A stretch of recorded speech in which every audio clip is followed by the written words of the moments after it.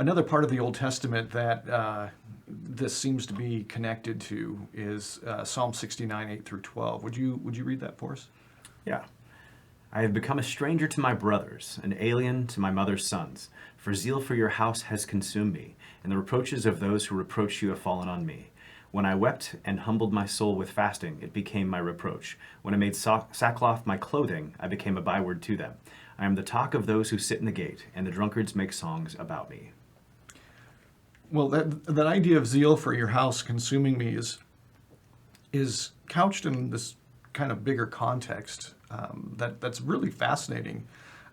What is that passage really talking about? Like, what's this bigger context of zeal for God's house consuming the servant of the Lord? Yeah, the fact that this is the cause, this zeal that the servant has for the house of the Lord has put him at odds with the nation of Israel and with his own family. Yeah. And led him to kind of be persecuted. It's a very strange thing, because we would think that if this is the people of God, if Israel is called to be the people of God, that the person who's most zealous for God would be automatically held in the highest regard and esteem, and quite the opposite of happening. So why is that? It's not so far from the heart of all of us, right? And it's one of those things. God is supposed to be the highest of anything good in our hearts and minds, and oftentimes we struggle to let him be there, and it's hard not to have some selfish motives in a variety of ways, and sometimes it's subtle, and sometimes it's pronounced, and sometimes we let it exist. But it's one of those things that if God really is the chief good, then somebody who has great zeal for him, say like David and Jonathan, finding great delight in him, even though he might displace him as king. But that's the exception usually we see in Scripture in our own lives, not the rule. I think when you watch things like Oprah Winfrey, or you think back to maybe your younger years, there's this idea amongst most people that if I could only see God, I would believe in him. If God would only reveal himself to me, if I could only talk to God, then that's kind of what they're looking for in their life, and they would be close to God, they would follow God, they would love God if only he could appear to them.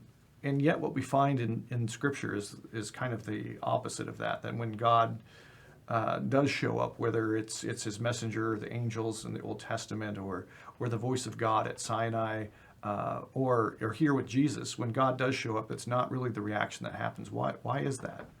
I think we might have talked about this in our Revelation study, that we had on Thursday nights a while back, and when God shows up on the scene, is it a good thing or a bad thing? And that depends on the person. And if you're one who has a pure heart, obviously, God's presence is a good thing. But if we have sin in our lives and stuff like that, then when God shows up, it can't help but bring judgment. I think that there's this baseline assumption that all of us have, is that we're actually good people. And so if God shows up, we're going to get along just fine. And the reality of the situation is we're not nearly as good as we think we are. And so when God shows up, he's not the person that we expect to find. One of the things that is interesting is we seem to have a different motivation, or a different endpoint, a different goal than God has. And it seems to me that God's endpoint is goodness. If our goal in our lives is not goodness, what do you think it is? Comfort. Okay. A lot of times it is. I just want an easy path, and and obviously that puts God's goal for my life and my goal for my life at great odds. Yeah. I was thinking about the other day that it seems like that for most people, including Christians, that heaven really isn't the goal. It's nirvana. What's the difference between heaven and nirvana? I think the song "Comfortably Numb" is kind of informative for what most of us are actually aiming for. Comfortably numb, huh?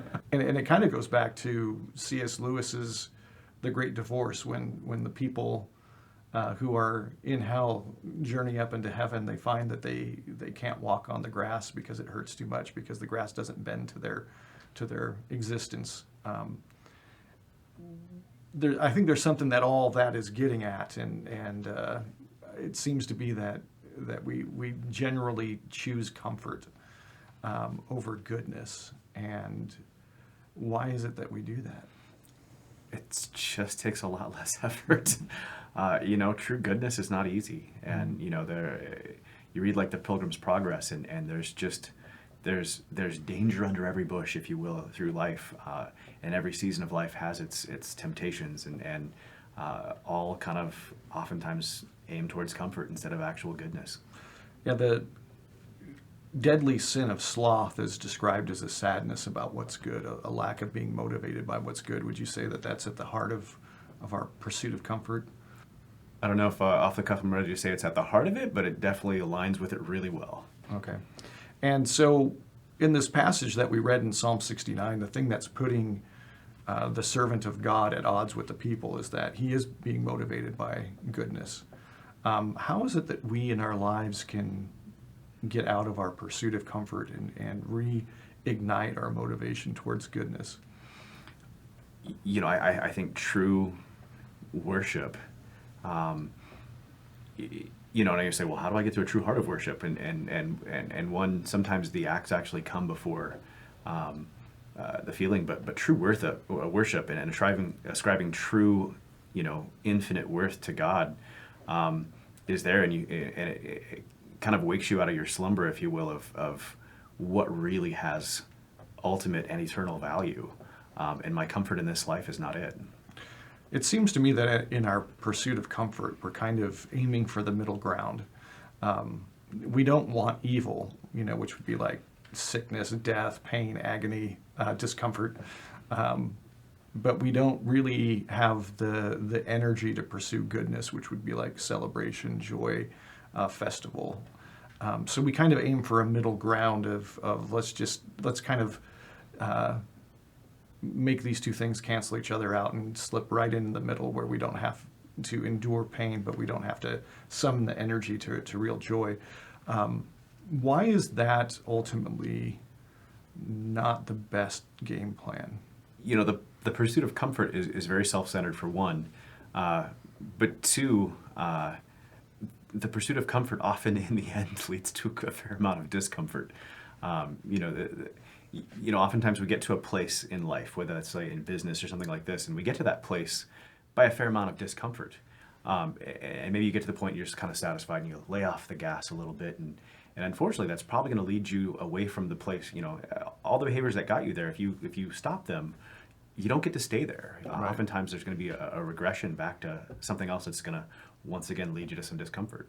Yeah, it seems like that comfort only ever comes at the cost of great expenditure of energy on someone else's part, and that could be other citizens in the form of the government taking care of us. That can be family members who are taking care of us, or it can be future or past us, right? But in the end, the pursuit of comfort is a momentary pause in the trajectory that's going one direction or the other. And it just can't last, it seems to me. Would you agree with that? I would, and it's completely unsustainable. And again, with the analogy of business and stuff like that, if all the behaviors that got you to a certain point, if you abandon all those, maybe you've got some reserves or some seed corn, if you will, that you can use up for a while, but only for a season.